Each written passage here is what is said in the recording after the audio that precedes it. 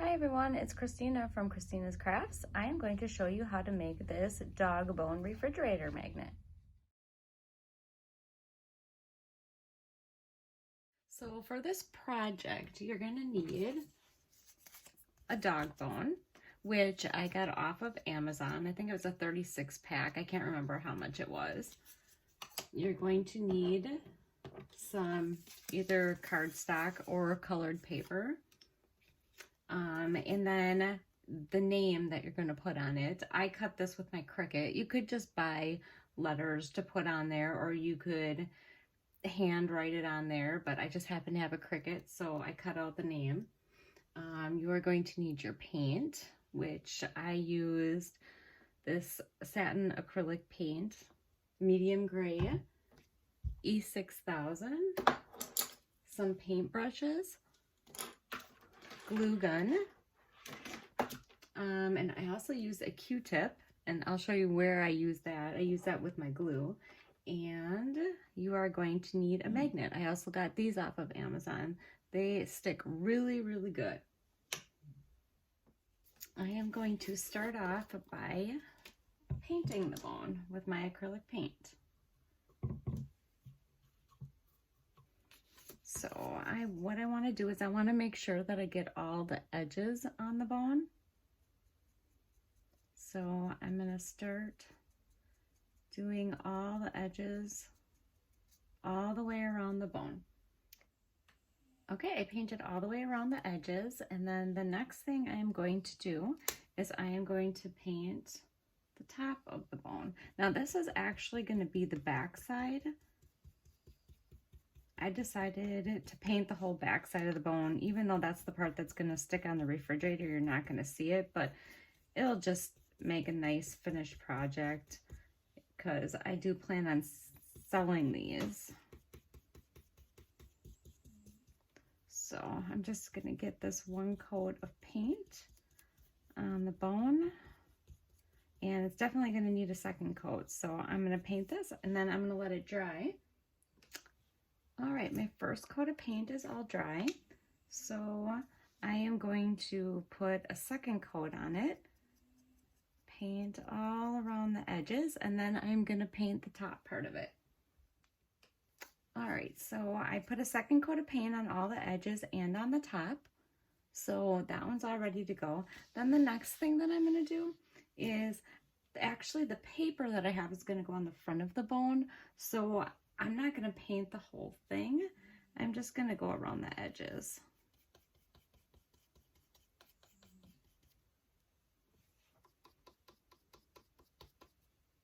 Because that's going to get covered up by paper anyways. So I'm going to go ahead and I'm just going to paint around the edge of the bone, and then I'm going to let that dry, and then I'm going to put a second coat on there. All right, so I have 2 coats on the front, 2 coats on the side, and then I have 2 coats around the edges here. So what I'm going to do is I have my colored paper, and as you can see, it's already cut out in the shape of a bone.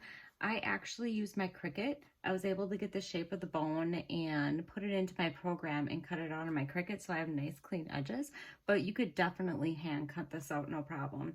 Just stick it on the paper, trace around it, and cut it out. I did have mine a little bit smaller than the bone because I actually wanted the gray to show through on the sides just a little bit because I just really like the look of that. So what I'm going to do is I'm going to Mod Podge this paper onto the bone. All right, I have my paper all lined up on the bone. So what I'm going to do is I'm going to take some Mod Podge on my brush here, and I'm just going to paint a thinner layer across the top here. Now make sure you put your paper on the side that's not completely finished. Don't put it on the one that you have completely painted, because once you put it on there, it'll just look better when you have the magnet on there. And like I said, if I was making it for myself, I probably wouldn't even bother to paint the back, but since I'm planning on selling these, I want to make sure that it looks nice.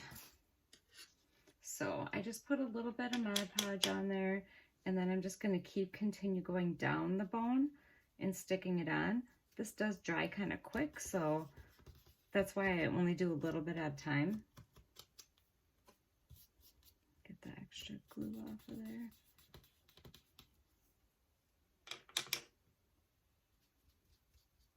And then you don't want to put too much on because you don't want it to get bubbly.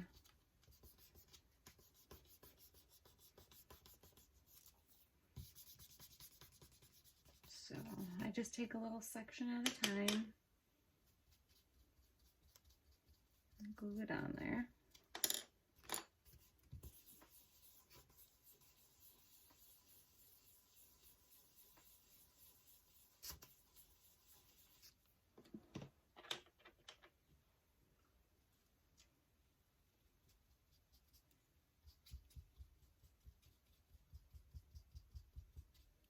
All right.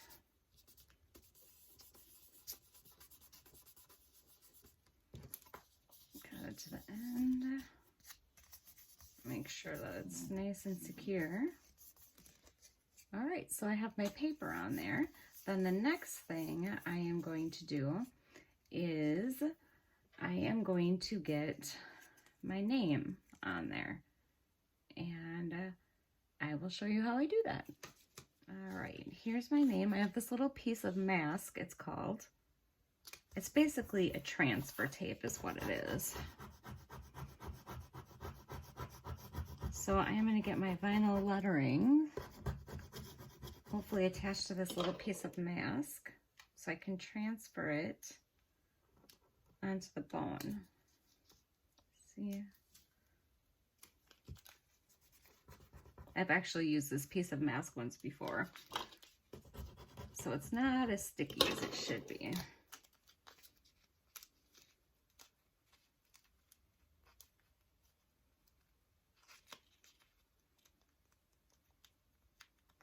Like I said, if you don't have a Cricut and you don't cut vinyl,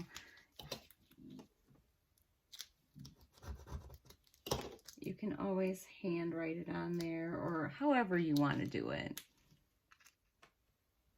All right, I got my name on the mask. It's kind of hard to see. It's usually probably better if you use clear mask, but this is just what I had right here.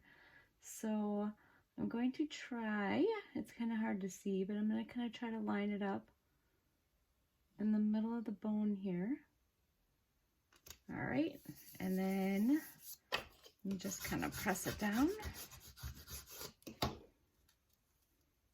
Oh.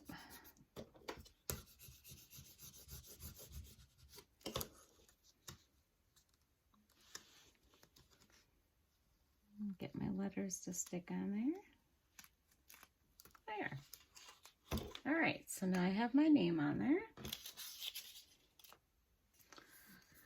Then the next thing that I'm going to do is I am going to seal it with my Mod Podge. I am going to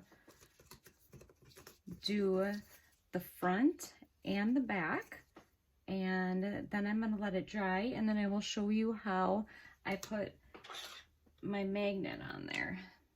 So what you do is you just go right over the top of it like this, right over the paper and over the vinyl. And that'll seal the paper and everything right on there. So I am going to go ahead and Mod Podge the front of this, the sides, and the back. Okay, so I have the Mod Podge all over my magnet. It's not quite dry yet, but I just want to get the magnet on. So I want to show you how to do it. So I'm going to take my E6000.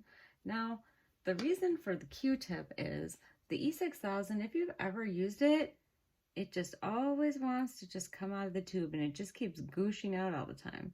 So I decided, instead of trying to squeeze it, the easiest thing to use is just this end of this Q-tip here.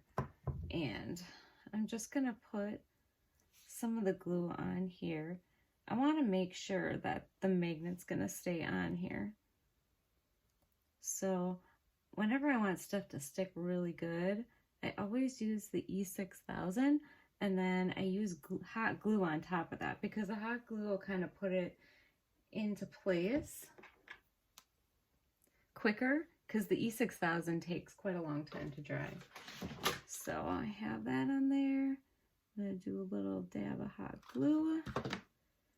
And then I'm going to stick my magnet on and hold it on there for a little bit.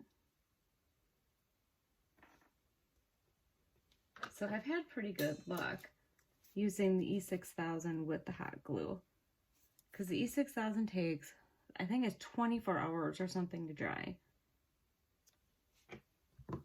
And I don't have that much patience, so I just put that on and then I put the hot glue on there.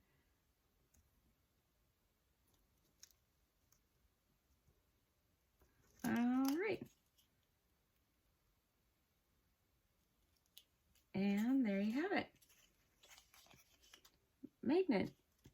All finished. Pretty simple, right?